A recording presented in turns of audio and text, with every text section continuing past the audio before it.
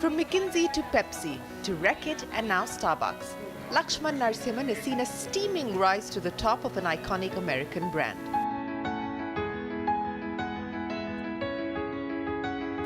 Stepping into the shoes of the legendary Howard Schultz is daunting, but Narasimhan is taking each day cup by cup and store by store.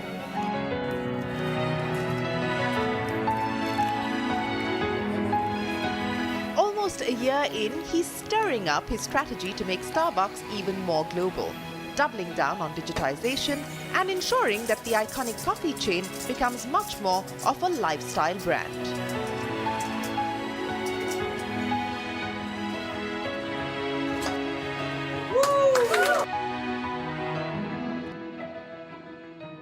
Hello and welcome to the Global Dialogue. I'm Shereen Bhan and we're at a Starbucks cafe in Pune. If you're wondering why you're here, well, the suspense is now being broken because we are joined by the Global CEO of Starbucks, Laxman Narasimhan.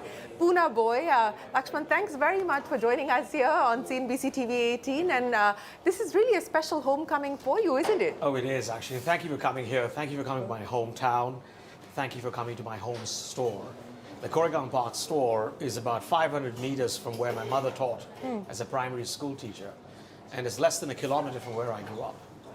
And so I've walked the street so many times, as pretty much a nobody, and then you come in here and, it's amazing to see my hometown partners, meet hometown customers, and I'm so glad you are able to come to our No, I mean, I've been enjoying watching you behind the counter playing a barista, and you're not bad at it. Oh, thank you. Thank you for saying that. I mean, I actually earned my green apron, when I started training. They didn't just give it to you? No, they didn't. They actually made it work. So I had a trainer. She was pretty tough. She would say, hey, there's too much foam in this latte, go make it again. I got a bit of feedback today too, by the way, as you probably saw. But it's actually really good to know exactly how we do our things. So for 6 months I trained. I trained in all the various aspects of the coffee business. I got a green apron, which is the first step.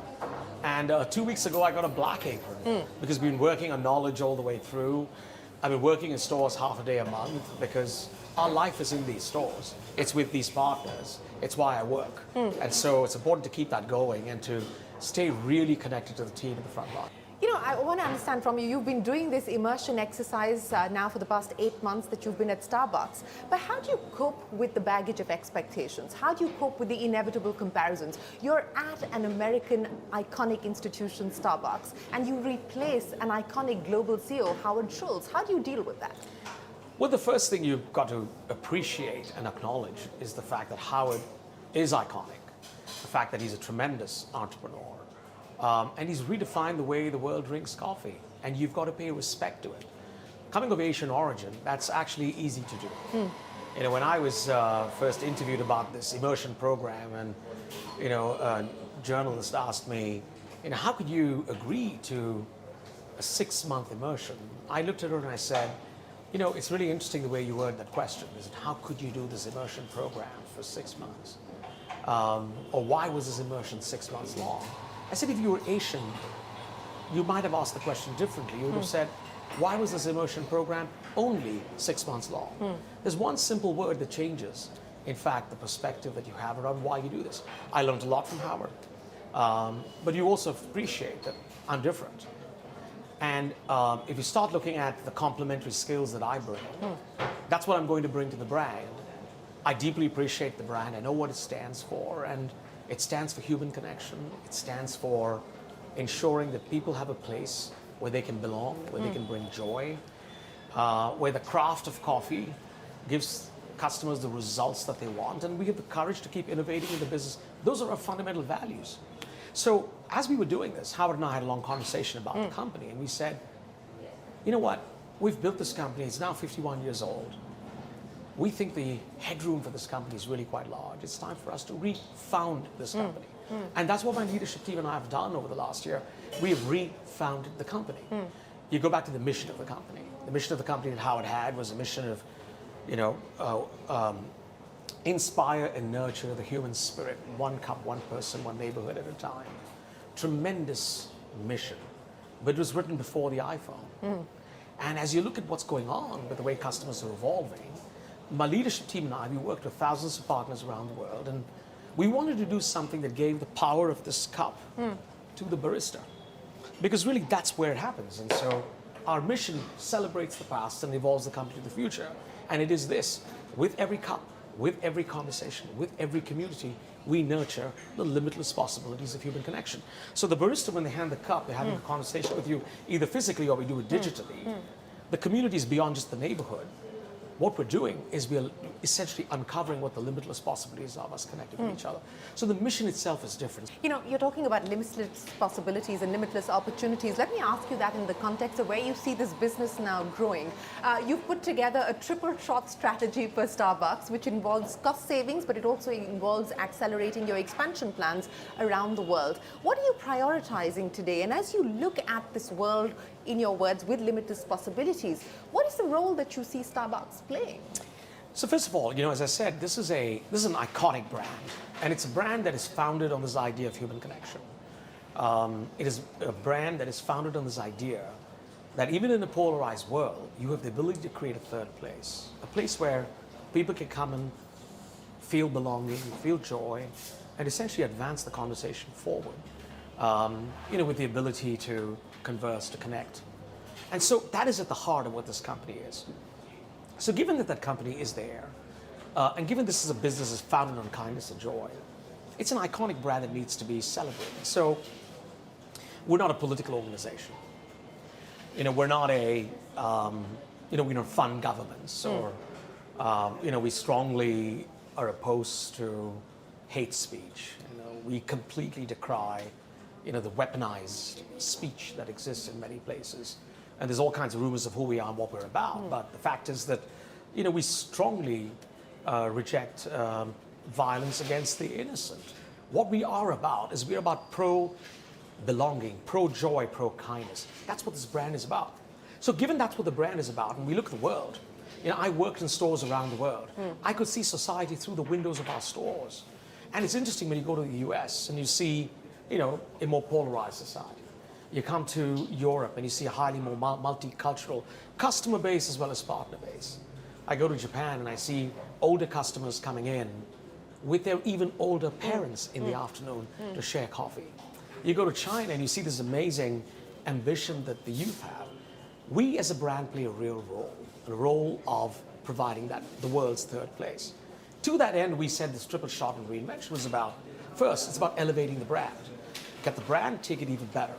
The second is about us strengthening and scaling digital. If we're a very digital business, and we have the potential to make it even bigger in what we do, how we connect with our customers, but also how we reimagine the factory in the back while delivering the theater in the front, the theater that you saw. The third thing we have is truly global, and this is where India comes in too. You know, we have a big leg in the US. We've, of course, grown several stores in China, but the rest of the world has huge potential for us. Even in markets like Western Europe, we have headroom. You look at markets like India, we're just getting started. So we will be truly global. 3 out of 4 stores that we build over the next 5 years will be outside the US. Those 3 things are really important, and to that context, you know, we need to obviously fund this. So efficiency helps us do it. It helps us build the capabilities that really reinforce this business. And the last thing, and perhaps the most important thing for me, is, you know, we have 460,000 partners around the world. These are partners hired locally. They're hired by, you know, the local geographic partners that we have. Here we have an amazing joint venture with Tata's. These are people from the community that we're working with. But how we ensure that we, through the power of storytelling, through the power of amplifying what's really important, we reinvigorate our partner culture worldwide. It's amazing, you know, we don't really have a system of transporting and transposing our culture.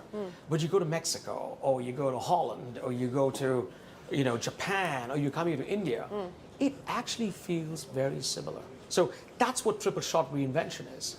And you know what it does is it gives us comp growth of 5% in the long term, double-digit revenue growth, and earnings growth in the 15+% range. All that put together helps us, you know, create a financial result. But in so doing, we meet the needs of all the stakeholders. We have partners, customers, the farmers and coffee, the community, as well as the environment. Well, since we are here in India, let's talk about your India plans and your joint venture with the Tatas. Well, close to 400 stores in India. What do you see that number being over the next few years? Give me a sense of the kind of expansion we should expect. Well, first of all, I'm really excited by India and what is happening here. You and I just discussed this earlier. I've come to Pune and it looks so different. We see the investments being made in infrastructure. We see the consumer, getting great strength. The country is poised for takeoff. And our business has been built very systematically over the course of the last 10 years with a base of partners who are extremely strong and a partner like the Tatas where the values are entirely consistent. Chandra and I have known each other for years and it's a very similar orientation to India, the potential of India and where we could go. What we have announced is the fact that we're going to be opening, if you look at last year, we opened one store every 5 days. We're now moving to one store every 3 days. And we have a wonderful team leading the business, and I'm deeply supportive and appreciative of all that they do. And when they told me one store in 3 days, I said, that's amazing, well done. What are we now doing for the other 2 days? And I think what this tells you a little bit is the ambitions for India. So what are you going to be doing for the other 2 days? The team is on it. The team is working obviously on things to do, but what I appreciate very much is beverage and coffee is core, and I love the coffee culture that we're building. Food attached is a business that we have, and we've got a range of food products that attach to the beverages that we have that are terrific and that we've well done. We're working on things that are accessible, the Pico price point, the filter coffee that you drank. And so all that's just for India. But in addition to that, what may not be entirely visible to you is the work we're doing behind the scenes. In Coorg, the Tatas and us have a joint venture. We work very much on farming and how we improve the quality of the coffee crop. We have a joint venture with Tata Coffee on roasting here in India. It's very important to build the back end and to build the back end really, really well. And my hope and ambition is that we fundamentally scale up even further the coffee we source from India. So if you look at the new launch we're going to have this year, early this year here in India, it's going to be the Starbucks Reserved Monsooned Malabar. That's a tremendous blend. I drank it actually the other day. This is going to be in all US stores in the middle of the year. So we're going to take India, what we make here, what we produce here, and also have it show up around the world. And it's a way of taking India to the world as well. So how much are you sourcing currently from India and how much do you expect that to be over the next 5 years? I think to me what you could expect is that as we continue to work together, Tatas and us, on coffee, the quality of coffee from the farming, we bring in the techniques that we have mastered by working with 500,000 farmers with whom we buy. We provide information to another 1.5 million. There's 2 million farmers of the 20 million worldwide who actually get information practices from us. We're bringing the whole set of practices as well here, including what we call cafe practices, which ensure the future of coffee for all in the chain. And so we bring that in here. The idea very much is to say, how do you make India even bigger for us?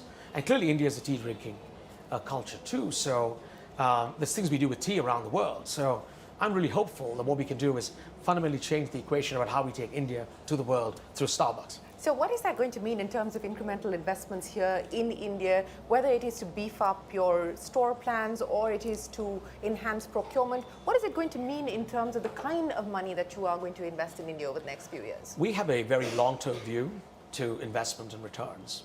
And what we know we're doing is we're creating a third leg of the stool in our global markets.